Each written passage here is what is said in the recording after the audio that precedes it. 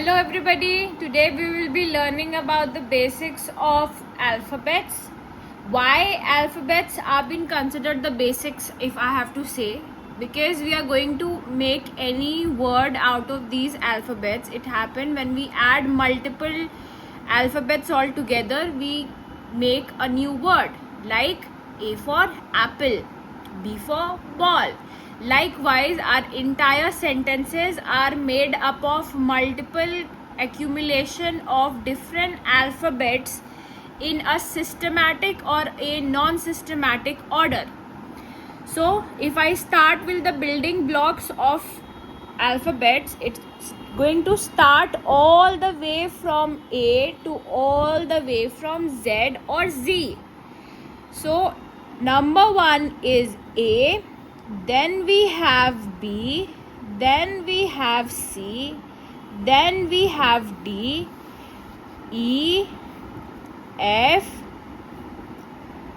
G, H, I, J, K, L, M, N, O, P, Q, R, S, T, U, V, W, X, Y, Z.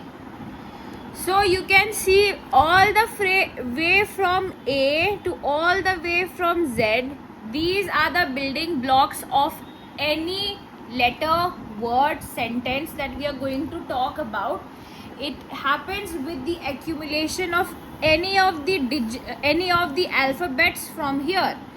All together we have total 26 alphabets, out of which few are known as vowels and rest are known as consonants.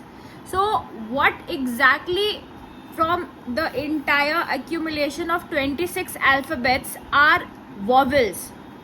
It is A, E, I, O and U.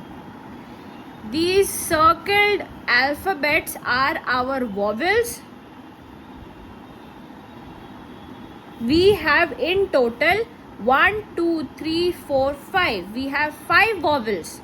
Rest of the alphabets from all of these 26 alphabets are consonants. In total we have 21 consonants. Now